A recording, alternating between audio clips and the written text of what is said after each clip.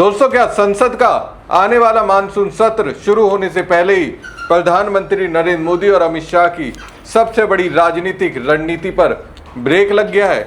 क्या एक ऐसे नेता ने, जिसके पास लोकसभा में एक भी सांसद नहीं है, बीजेपी की पूरी गणित बिगाड़ दी है? तमिलनाडु के मुख्यमंत्री विजय ने पहली बार ऐसा दांव चला है जिसने सिर्फ केंद्र सरकार को ही नहीं बल्कि डीएमके को भी सबसे मुश्किल मोड़ पर लाकर खड़ा कर दिया है। अब सवाल यह है कि आखिर विजय ने ऐसा क्या ऐलान कर दिया जिससे डिलिमिटेशन बिल पर पूरे देश की राजनीति अचानक बदलती हुई दिखाई दे रही है? क्या विजय ने जानबूझकर एमके स्टैलिन के लिए ऐसा राजनीतिक जाल बिछाया है कि अगर डीएमके बिल का समर्थन करे तो तमिलनाडु में जनता नाराज होगी और अगर विरोध करें तो केंद्र सरकार की पूरी रणनीति कमजोर पड़ सकती है? यही वजह है कि संसद शुरू होने से पहले तमिलनाडु अचानक देश की राजनीति का सबसे बड़ा रण क्षेत्र बन गया है। आखिर विजय के इस एक बयान से मोदी सरकार की राह कितनी मुश्किल हो सकती है? क्या आने वाले 10 दिन भारतीय राजनीति की दिशा बदल सकते हैं? पूरी कहानी विस्तार से समझाएंगे। नमस्कार दोस्तों, मैं हूं परवीन सानी। दोस्तों, पहली बार तमिलनाडु के मुख्यमंत्री विजय ने ऐसा सख्त रुख दिखाया है जिसने सीधे केंद्र सरकार की रणनीति पर सवाल खड़े कर दिए। जिस बिल को लेकर प्रधानमंत्री नरेंद्र मोदी और गृह मंत्री अमित शाह की बड़ी राजनीतिक तैयारी बताई जा रही थी, उस पर विजय ने साफ शब्दों में कह दिया कट्टम कुट्टा, यानी ये प्रस्ताव उन्हें मंजूर नहीं है। दोस्तों, आने वाले 10 दिन देश की राजनीति के लिए बेहद अहम माने जा रहे हैं। 20 जुलाई से संसद का मानसून सत्र शुरू होने वाला है और माना जा रहा है कि इस बार सदन के भीतर जबरदस्त टकराव देखने को मिल सकता है। इसकी सबसे बड़ी वजह है डिलिमिटेशन बिल, जिसे लेकर पिछले कुछ महीनों से लगातार चर्चा चल रही है। पिछली कोशिश सफल नहीं हो पाई थी, लेकिन अब दावा किया जा रहा है कि अलग अलग दलों में राजनीतिक समीकरण बदलने और समर्थन बढ़ने के बाद सरकार इसे दोबारा आगे बढ़ाने की तैयारी में है। लेकिन इसी बीच तमिलनाडु से एक ऐसा बयान आया जिसने पूरे मामले को नया मोड़ दे दिया। मुख्यमंत्री विजय, जिन्हें उनके समर्थक थलपति के नाम से जानते हैं, उन्होंने साफ संकेत दे दिया है कि इस बिल का हर स्तर पर विरोध किया जाएगा और इसे आसानी से आगे नहीं बढ़ने दिया जाएगा। सबसे दिलचस्प बात यह है कि अब तक विजय इस मुद्दे पर सीधे टकराव से बचते नजर आ रहे थे, लेकिन इस बार उनका रुख पहले से बिल्कुल अलग दिखाई दे रहा है। इसे कई लोग केंद्र सरकार के सामने उनकी पहली खुली राजनीतिक चुनौती के तौर पर देख रहे हैं। दरअसल दोस्तों, तमिलनाडु के मुख्यमंत्री विजय ने करूर में एक बड़ी जनसभा को संबोधित किया। अपने भाषण में उन्होंने कई राजनीतिक मुद्दों पर बात की, लेकिन जिस बयान ने सबसे ज्यादा सुर्खियां बटोरी वो परिसीमन को लेकर था। पहली बार विजय ने इस मुद्दे पर बिना किसी घुमाव फिराव के अपना रुख साफ कर दिया। दोस्तों, डिलिमिटेशन यानी लोकसभा सीटों का नया परिसीमन, अगर ये प्रक्रिया लागू होती है तो संसद में लोकसभा सीटों की संख्या बढ़ सकती है और नए सिरे से राज्यों के बीच सीटों का बंटवारा होगा। इसी वजह से दक्षिण भारत के कई राज्यों में लंबे समय से ये आशंका जताई जा रही है कि इस बदलाव के बाद संसद में उनकी हिस्सेदारी और राजनीतिक ताकत प्रभावित हो सकती है। अब तक इस मुद्दे पर विजय खुलकर कुछ नहीं बोल रहे थे। दूसरी तरफ तमिलनाडु के पूर्व मुख्यमंत्री एमके स्टैलिन पहले दिन से इसका विरोध करते रहे। विधानसभा चुनाव के दौरान उन्होंने इस प्रस्ताव के खिलाफ खुलकर अभियान चलाया और इसे तमिलनाडु के हितों के खिलाफ बताया। लेकिन अब करूर की रैली में विजय ने भी साफ ऐलान कर दिया है कि अगर डिलिमिटेशन का वही प्रस्ताव फिर से संसद में लाया जाता है तो उसका हर स्तर पर विरोध किया जाएगा। उन्होंने कहा कि तमिलनाडु का जो राजनीतिक अधिकार और प्रतिनिधित्व है उसे किसी भी कीमत पर कमजोर नहीं होने दिया जाएगा। उनका संदेश साफ था, हम अपनी जगह किसी और को लेने नहीं देंगे और इस तरीके का फैसला स्वीकार नहीं करेंगे। दोस्तों, यही वजह है कि विजय के इस बयान को बेहद महत्वपूर्ण माना जा रहा है, क्योंकि डिलिमिटेशन जैसा कोई भी बड़ा बदलाव केवल साधारण कानून से नहीं हो सकता। इसके लिए संविधान में संशोधन की जरूरत पड़ सकती है और संविधान संशोधन के लिए संसद में विशेष बहुमत यानी 2/3 समर्थन चाहिए। पिछली बार भी यही सबसे बड़ी चुनौती बनी थी और मामला आगे नहीं बढ़ पाया था।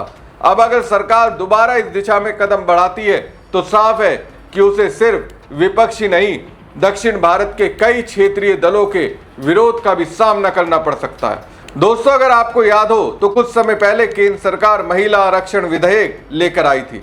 उस समय सरकार का तर्क था कि महिला आरक्षण को पूरी तरह लागू करने से पहले लोकसभा सीटों का नया परिसीमन और उससे जुड़ी संवैधानिक प्रक्रिया पूरी करनी होगी। यानी मामला सिर्फ महिला आरक्षण तक सीमित नहीं था, बल्कि उससे पहले संविधान में बदलाव और सीटों के नए ढांचे की भी बात हो रही थी। अब माना जा रहा है कि सरकार एक बार फिर उसी दिशा में आगे बढ़ सकती है। फर्क सिर्फ इतना है कि इस बार एनडीए को भरोसा है कि बदले हुए राजनीतिक समीकरण और बढ़ते समर्थन की वजह से उसके लिए संसद में स्थिति पहले से बेहतर हो सकती है। इसी बीच विजय ने करूर की रैली में साफ शब्दों में कह दिया है कि उन्हें भी ये जानकारी मिल रही है कि डीलिमिटेशन का मुद्दा फिर सामने आ सकता है, लेकिन चाहे ये प्रस्ताव कोई भी लेकर आए, तमिलनाडु इसे स्वीकार नहीं करेगा। इस बयान के साथ पहली बार विजय ने बिना किसी भ्रम के अपना राजनीतिक रुख साफ कर दिया। अब यहाँ एक और दिलचस्प पहलू सामने आता है। चर्चा ये भी है कि चुनावी हार के बाद डीएमके के भीतर आगे की रणनीति को लेकर अलग अलग राय बन रही है। कुछ नेताओं का मानना है कि केंद्र सरकार से हर मुद्दे पर टकराव की बजाय जरूरत पड़ने पर मुद्दों के आधार पर सहयोग की नीति अपनाई जा सकती है। हालांकि ये राजनीतिक चर्चा है और इस पर पार्टी की ओर से कोई अंतिम फैसला सामने नहीं आया है। अब दोस्तों, इस पूरे मामले का सबसे दिलचस्प राजनीतिक पहलू डीएमके से जुड़ा हुआ है। चर्चा ये भी है कि पार्टी के भीतर एक राय ये बन रही है कि हर मुद्दे पर केंद्र सरकार का विरोध करने की बजाय जरूरत पड़ने पर इशू बेस्ड सपोर्ट की रणनीति अपनाई जा सकती है। लेकिन अगर डीलिमिटेशन का मामला आता है तो डीएमके के लिए फैसला लेना बिल्कुल आसान नहीं होगा। आपको याद होगा अप्रैल में जब डीलिमिटेशन को लेकर विवाद बढ़ा था, तब डीएमके के सांसद संसद में काले कपड़े पहनकर पहुंचे थे और जोरदार विरोध किया था। उनकी सबसे बड़ी मांग थी कि अगर लोकसभा सीटें बढ़ानी है तो सभी राज्यों के साथ बराबरी का व्यवहार होना चाहिए। उनका कहना था कि ऐसा नहीं होना चाहिए कि जिन राज्यों की आबादी ज्यादा बढ़ी है उन्हें ज्यादा राजनीतिक फायदा मिल जाए और दक्षिण भारत के राज्यों की हिस्सेदारी अपेक्षाकृत कम हो जाए।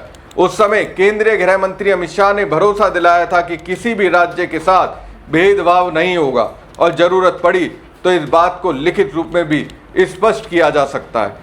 अब राजनीतिक गलियारों में चर्चा है कि अगर सरकार दोबारा ये बिल लाती है तो उसमें सभी राज्यों की सीटों में समान प्रतिशत बढ़ोतरी का प्रावधान रखा जा सकता है। लेकिन यही इस पूरी कहानी का सबसे बड़ा पेच है। मान लीजिए सभी राज्यों की सीटें 50% बढ़ा दी जाती है। सुनने में बराबरी का फार्मूला लगता है, लेकिन जिन राज्यों के पास पहले से ज्यादा लोकसभा सीटें हैं उनकी कुल संख्या बढ़ाने के बाद भी ज्यादा ही रहेगी। उदाहरण के तौर पर अगर किसी राज्य के पास पहले से 80 सीटें हैं तो 50% बढ़ने पर उसकी संख्या कई अधिक होगी, जबकि कम सीटों वाले राज्यों की कुल बढ़ोतरी उससे कम रहेगी। यानी प्रतिशत समान होने के बावजूद प्रतिनिधित्व का अंतर पूरी तरह खत्म नहीं होगा। यही वजह है कि दक्षिण भारत के कई दल अब भी इस प्रस्ताव को लेकर आशंकित हैं। अब जरा तमिलनाडु की राजनीति को समझिए। जब एम.के. स्टैलिन मुख्यमंत्री थे तब उनकी सरकार ने डीलिमिटेशन के खिलाफ विधानसभा में प्रस्ताव पारित कराया था। उस समय डीएमके खुद को इस मुद्दे पर सबसे मुखर पार्टी के तौर पर पेश कर रही थी। ऐसे में अगर अब डीएमके का रुख पहले जैसा आक्रामक नहीं दिखाई देता तो विजय के पास उसे घेरने का बड़ा राजनीतिक मौका होगा। वो जनता के सामने सवाल उठा सकते हैं कि जो पार्टी पहले डीलिमिटेशन के खिलाफ सबसे आगे थी, क्या अब सत्ता से बाहर होने के बाद अपना रुख बदल रही है?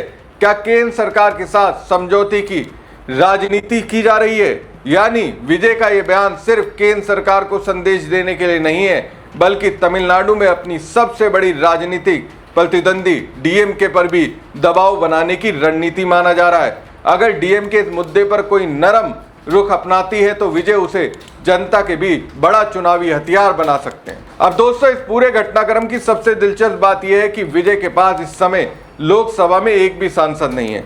उन्होंने विधानसभा चुनाव जीतकर तमिलनाडु की सत्ता जरूर हासिल कर ली, लेकिन राष्ट्रीय स्तर पर उनकी पार्टी का अभी कोई संसदीय प्रतिनिधित्व नहीं है। यानी संसद के भीतर उनकी सीधी ताकत नहीं है। वहीं दूसरी तरफ डीएमके की स्थिति बिल्कुल अलग है।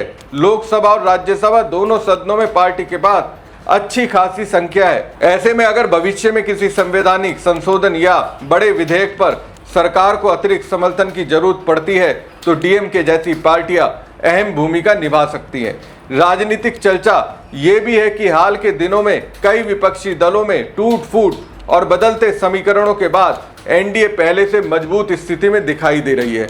लेकिन संविधान संशोधन जैसे किसी भी विधेयक के लिए केवल साधारण बहुमत नहीं बल्कि विशेष बहुमत की जरूरत होती है। इसलिए सरकार के लिए हर अतिरिक्त समर्थन महत्वपूर्ण माना जा रहा है।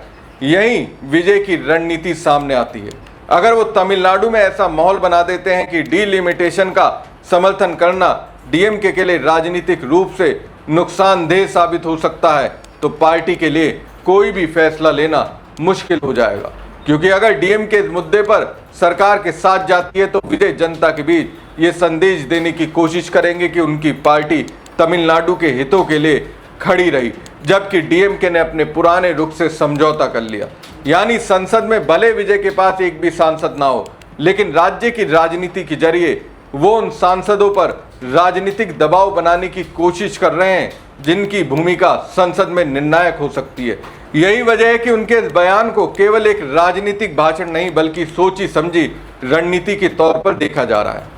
दोस्तों, अगर तमिलनाडु से बाहर निकलकर पूरे देश की राजनीति को देखें तो भी इस घटनाक्रम का महत्व कम नहीं है। तमिलनाडु लंबे समय से राष्ट्रीय राजनीति में निर्णायक भूमिका निभाता रहा है। केंद्र में बनने वाली कई सरकारों में यहाँ की क्षेत्रीय पार्टियों का समर्थन अहम रहा है और डीएमके भी कई बार सत्ता का हिस्सा रह चुकी है।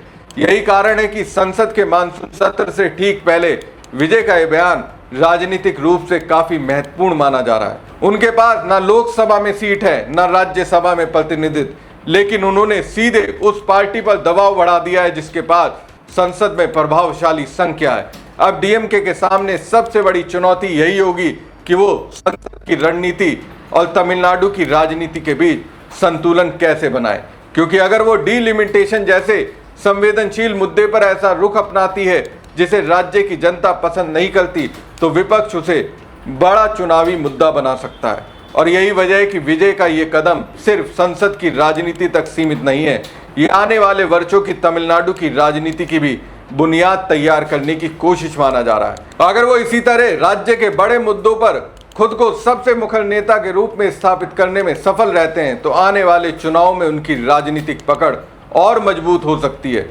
इसलिए अब सबकी नजर इस बात पर होगी कि मानसून सत्र में सरकार क्या कदम उठाती है और डीएमके आखिर किस तरफ खड़ी दिखाई देती है। हमारी खबर आपको कैसी लगी कमेंट बॉक्स में कमेंट करके जरूर बताएं। साथ ही पेज को ज्यादा से ज्यादा लाइक और शेयर कीजिएगा। धन्यवाद।